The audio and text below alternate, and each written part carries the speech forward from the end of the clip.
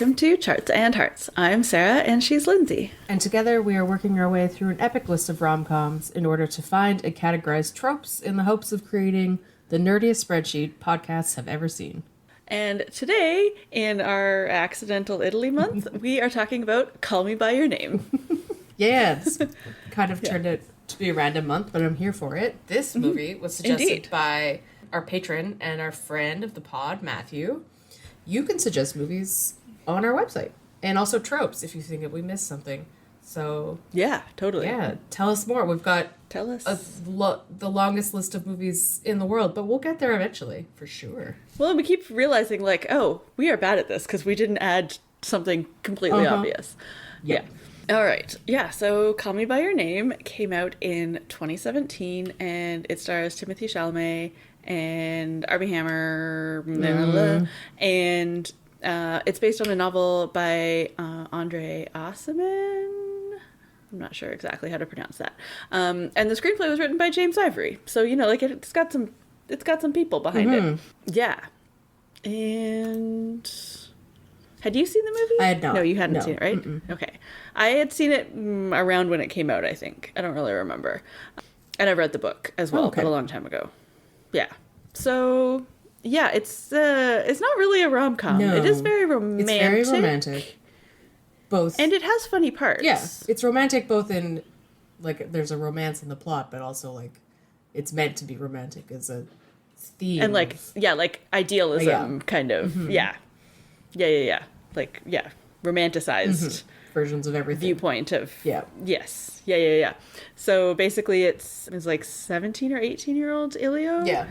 In the early 80s, and he's with his family in somewhere in Italy, and his dad is a professor of archaeology, or history or something, and a research student comes to stay with them for the summer. This seems to be sort of something that happens every year, basically, is that they spend summer at this like Italian house, and he doesn't really like it because probably he has to like leave all his friends behind, but then they have like a summer student that comes and like works with his dad as a research assistant and then lives with them, and that is Armie Hammer, I think playing much younger than he is in real life. Yes, but they were both playing younger in real life, because like little Timmy, as we call him in my family, yes, Timothée Chalamet was 20 when they filmed this, but looked like playing he's like 17. Playing 17, looked like he's 14. That's just how he works.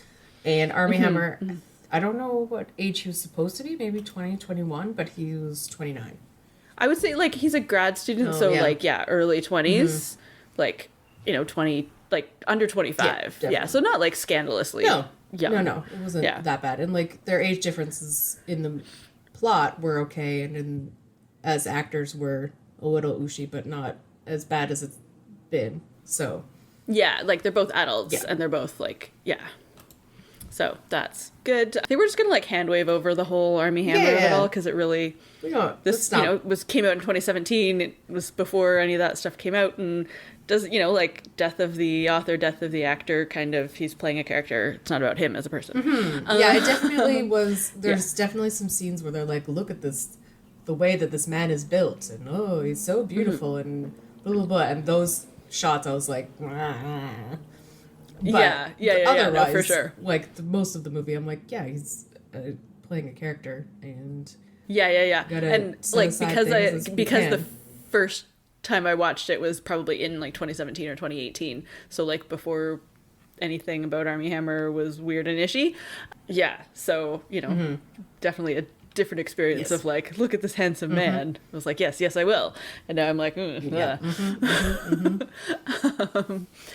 so it's basically like a summer coming of age story of these two characters like falling in like temporary lust. I don't really know what you would call it. But like summer love, lust, summer of love kind of thing. Yeah, they have this sort of like hot like summer relationship that like affects them both, and then at the end of the summer they kind of go back to their lives. And for Elio, I think it like really changes how he sees the world, and for Oliver, it the older character, like he gets engaged to a woman at the end and decides to live his life that way. So yeah, just like, I don't know, there's not really a huge amount of plot. Like, they No. both are kind of like low-key dating girls in the town, and then they start hooking up. He, like, I don't know, his parents kind of like are supportive of it because he's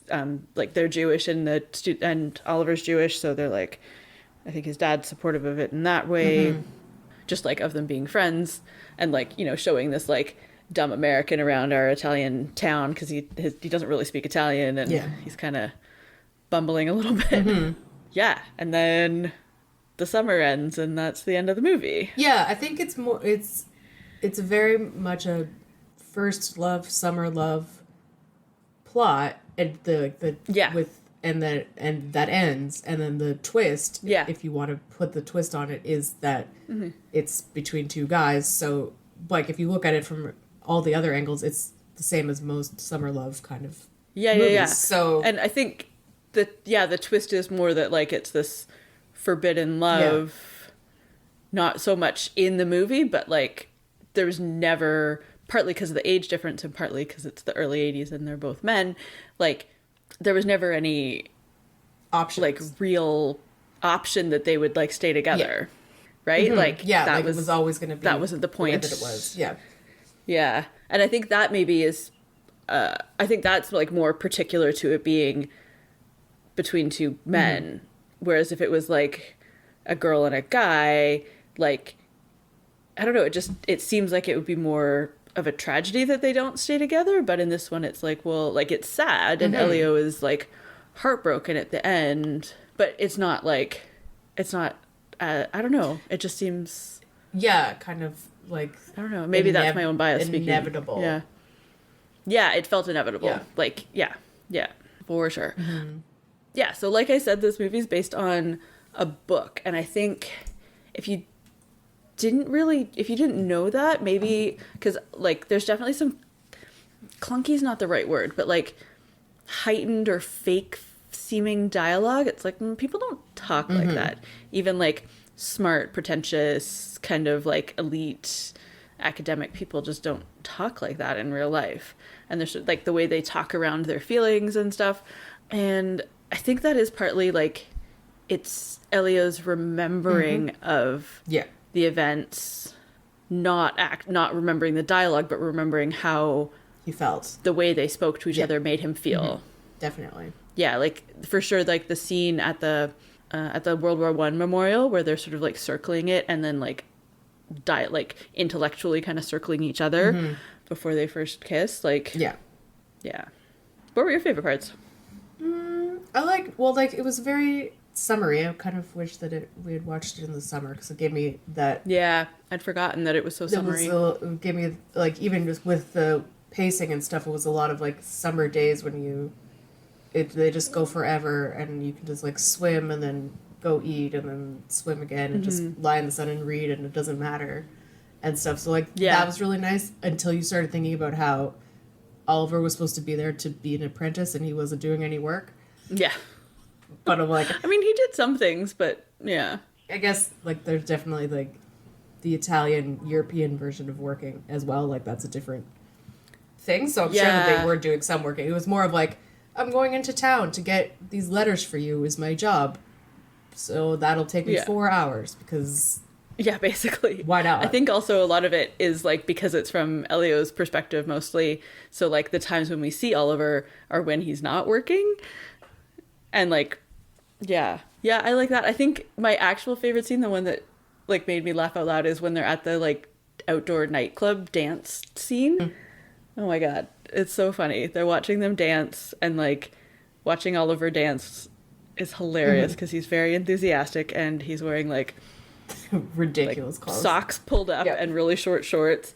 And then Elio like comes in and tries to like also dance and kind of like, I don't know, it's like a little bit like peacocking, like kind of showing off with each other dancing, but it's like so 80s. Yes, it was definitely hilarious. It's so 80s, it's so ridiculous, but it's also like that feeling of I'm gonna dance next to my crush, but not with my crush, so that I can be near them, but I'm not telling them that I like them, but they can see me and look how good I'm dancing. And I was like, that's definitely giving me like grade 8 vibes of like this is how you interact. Yeah, for sure.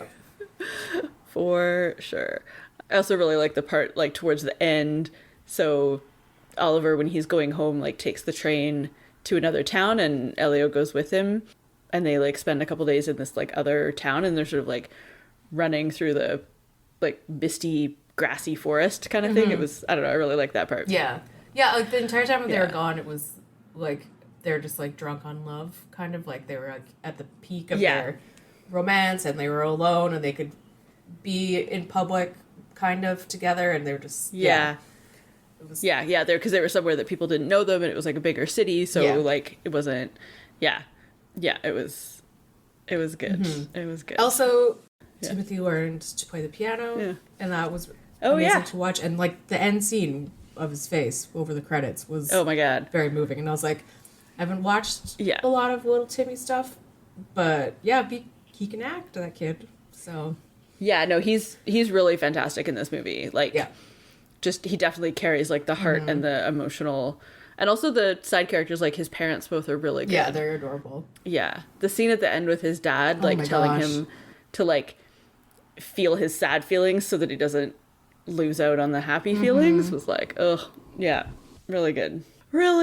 And then I don't know, there's like is like the apricots and peaches, is it a symbol for something? Is it just a thing? I don't really know. Yeah, me either. I'm sure lots of people have talked about it. The only real thing I have to say about any of that is the like, regardless of what he did to the peach before that, he was throwing peach bits across his room onto the wooden floor, and I was like, well, that wasn't his. I don't know where that was. It was like a shed or something somewhere. That makes me feel it wasn't his bedroom. It was just like, it's so sticky. Like everything is gonna be sticky. And like fruit flies. It's just fruit like, flies. Oh, don't do that. Yeah, and it's funny because like it's very American Pie-ish. Yeah. But then like I think is more shocking in this movie because you're not expecting like kind of, I don't know, like boys are gross. We know this, but like. But it's definitely. Yeah. Because so it seemed more shocking in this one. Yep. What else do I like? Well, the only other thing that I really had to say was when they went out to find that statue in the coastal town. Oh, yeah. Is that water was way too clear and shallow for them to find a statue that would have been underwater for 200 years. I was thinking maybe it's because they were like dredging to like build a dock or something. Maybe. And that's how they found I it. don't know. Yeah. It was really clear water. Who knows? Yeah. It was. Yeah. It's interesting too because there's a sequel to the book and I haven't read it. But I'm like curious. I'm like, because I think it like they meet up again. I don't know if they like get back together or. Yeah, they just. Yeah, I'm not really sure. Them getting back together a couple of times in the sequel, but not like if they're back together. Not like permanently. Yeah, they just mentioned that they meet. No, again. they like. Yeah, they meet up. That's what I meant by it. But it's a sequel where both characters are in it. But yeah, I think it is sadder because if you think about the history of gay people in the 80s? Early 80s versus later 80s is different. Yes. Yeah, I think really though my favorite thing about this movie and the story in general is like it's so unusual and it really shouldn't be, but it is and has been for a long time to have a gay movie with gay characters that's not completely tragic. Like, yes, Oliver is in the closet and he is like choosing to marry a woman or get engaged to a woman at least, and like they can't really be out, but like Oliver or Elio's dad like knows and is really accepting and like might also be gay. It was unclear. Maybe she was just talking or bisexual or youth curious. You know, it was hard to say. Yeah. And his mom actually knows by the end as well. He talks about it when they're on the phone call. Yeah. Yeah, I have it down in my forbidden love tropes, except like it's forbidden and they know that and they talk about that part, but nothing ever bad happens. And that was, as a person who hasn't seen it or read the book, I was like, I don't know if being Jewish is going to be a problem. I don't know if people are going to find, like when they were in the other town near the end and they were like, were you worried? Kissing against the wall. And I was like, oh my God, is it going to be really bad right now? Yeah. So lots of movies would end up with like people getting beat up or, you know, lots of movies about gay characters with AIDS and all of that stuff. And I was just like so ready for that to be how it ends. So even the fact that he just leaves and that's heartbreaking for Elio, I was like, oh, it's okay. They're both still alive, and neither of them have been beaten. Exactly. Yeah. And it's, so it's a movie about, like, first love and heartbreak and, like, growing up and sort of like that. It's almost like that last chill summer kind of thing, because I'm assuming, like, based on how old he is, like, the next summer he would be, like, going off to university and doing that. So, yeah, that sort of, like, and, like, start of adulthood, end of innocence, sort of passage of time thing. Yeah. But I don't know. I enjoyed it. It's definitely like a slow burn kind of movie. Because, it's like 2.5 hours long and not a lot of plot. But there's just lots of, like, longing glances and sweeping scenery. Good times. Okay. Well, you mentioned tropes. So should we talk about some tropes? Yeah, so we have mysterious stranger comes to town who's very alluring and you're drawn to them and you don't know why. Indeed. And then, first love, at least for Elio. Yeah, and then, Lindsay already mentioned the, like, forbidden love, except it's, like, I don't know, it's not as forbidden within this, like, small world of the movie. Yeah, I think that's part of it, is that as it could have been. The world of the movie is so small, so it's forbidden, but it doesn't, because it doesn't get bigger, then everything stays okay in their little world. Yeah. As opposed to... it's like a little cocoon kind of thing. All sorts of other forbidden love movies. Yeah, and then the wise dad who knows everything. Indeed. Yeah, the all-seeing dad who, is awesome. Yeah, and it's just like, and like, they don't get the scene with the mom, we find out that she knows at the end, but I was like, there's no way that they didn't know. They were sharing a house. Oh, yeah. And... well, and also, all like, the floors his mom... creaked, so... I know. His mom came to pick him up at the train station. When he was sad. In the other town when he was, like, so sad. Yeah. I'm like, of course she knew. Yeah. Like... yeah. You know, and, like, not to get extra gross, but just thinking about, like, somebody had to change the sheets. They pushed the beds together at one point. Like... I know. People knew what was going on. Yeah, and, like, they were talking about that, the nosy housekeeper. Yeah. And... yeah, so, no, people knew. Yeah, so... which is fine. I think, like, do you think when they had those older gay men come to dinner before, like, that was kind of like a metaphor of acceptance or something like that? Yeah, or just, like, I don't know. Yeah, I think just maybe showing us and them that, like, these parents, I don't know. It was a bit weird, though, because, like, they were accepted but also kind of mocked. Yeah, I think that might just be the 80s. Yes, for sure. Like, I'm not, but it's like, I'll accept you as long as you're funny and dressed good and and like help me, pick a dress and that sort of the gay best friend kind of trope. So like, maybe that's it's not in this movie specifically, but but definitely had that kind of stylized to it. Yeah. So like those are the kind of gay characters that are gay people in general that were like acceptable. Yeah, sort of incidentally fashionable gay. Yeah, and probably well off and like. Don't burden you with their drama of having forbidden love or something. Exactly. Yeah, and like, don't kiss in front of you and like yeah. Okay. The Bechdel test doesn't really apply here because there's not really, I mean, it's a very small set of characters in the movie. There are female characters that talk to each other, but like doesn't really matter. Yeah, it's a hard one. But then I was like, ugh. But then my other thought was, like, if there's a corollary or some other test about, like, encouraging, like no stories about us without us kind of philosophy, like, yes, I think the author of the book and James Ivory are both gay, but, like, having out gay actors playing gay characters is also a thing. Because, like, why should it just be, the Tom Hanks of the world that get to, play gay characters in blockbuster movies, it's right? Interesting. There was 2 points about that. The trivia for this movie was the director, I think, was like, we could have cast gay people, but these guys were so good. And I was like, well, that's a shitty thing to say. Because there are fantastic gay actors out there.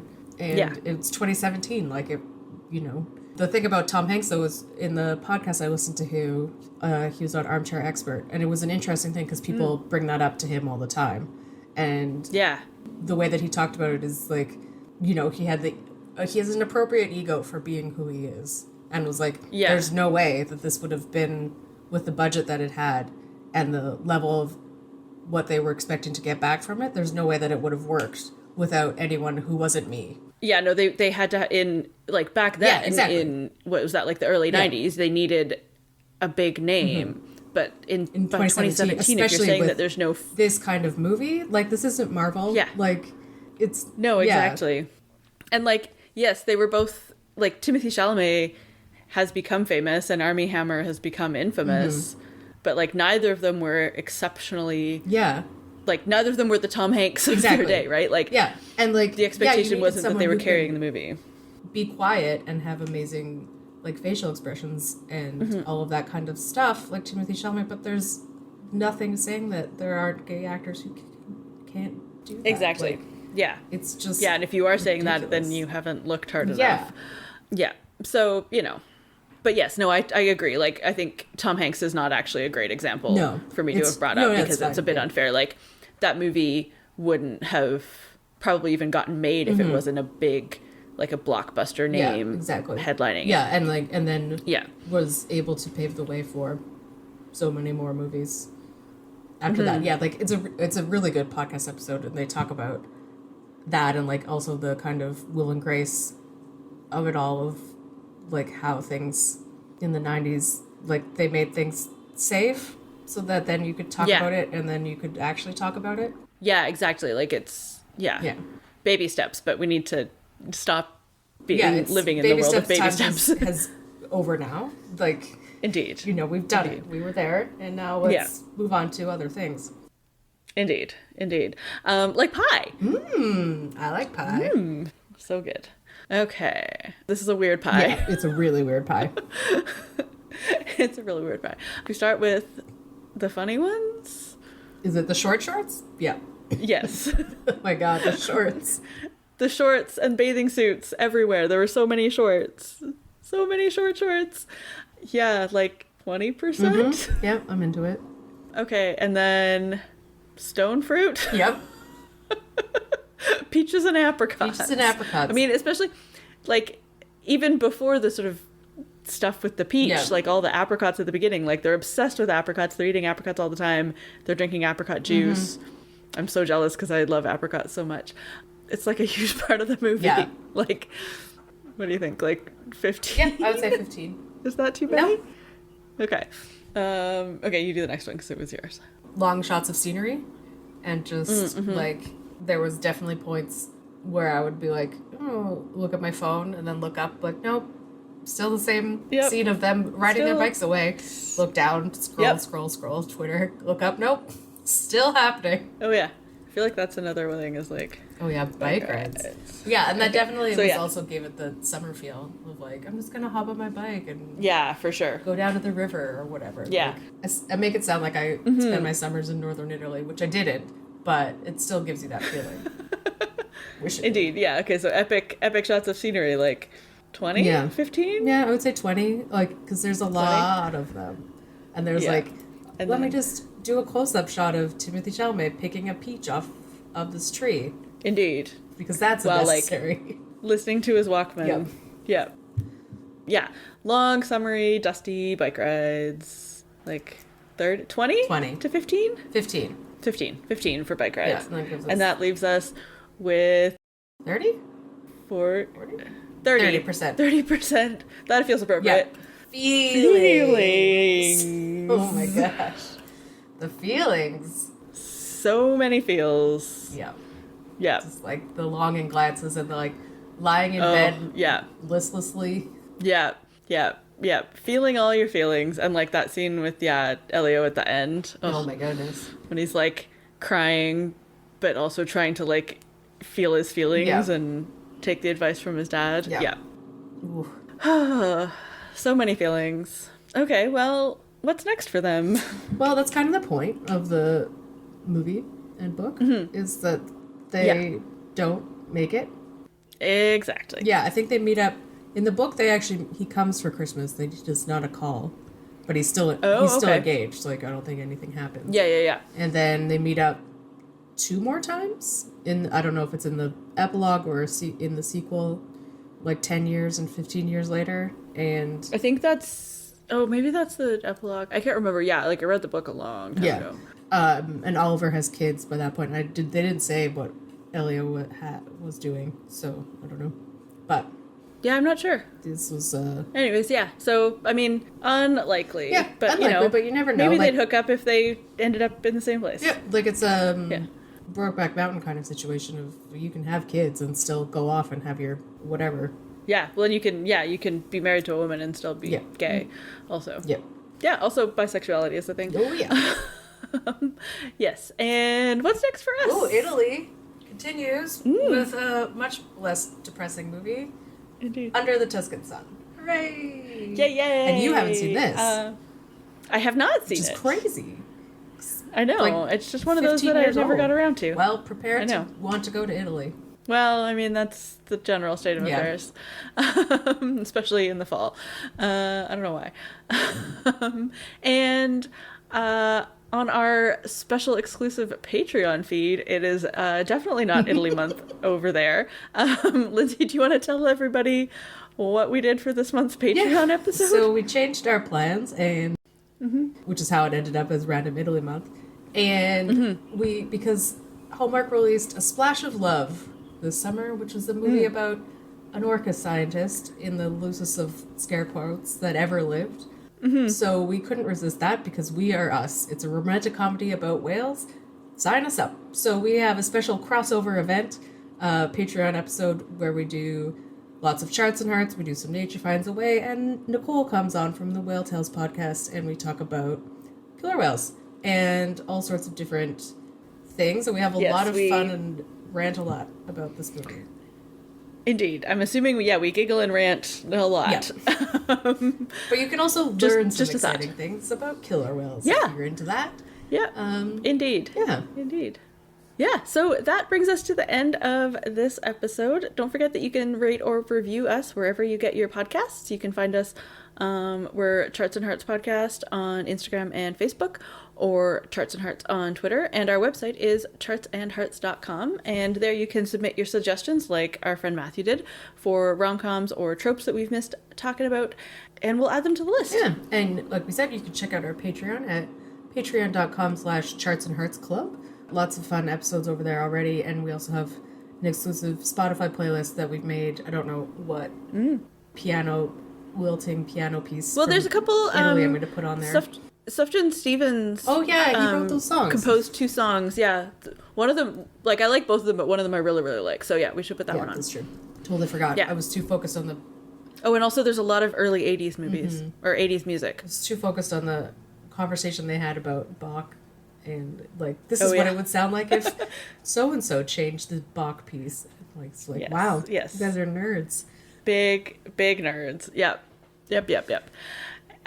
So let us know your thoughts about this movie, if you've seen it, if you think it is a rom-com and we are wrong. And in the meantime, I don't know. I don't know. Like we say, we're working on an outro, but we're not. Are we working on one, or just hoping that one will pop into our heads? I was going to say something about apricots. Maybe but one day. Felt weird. So okay.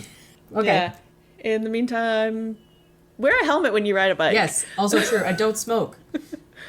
Yes, don't smoke. Both of those things. Okay, bye.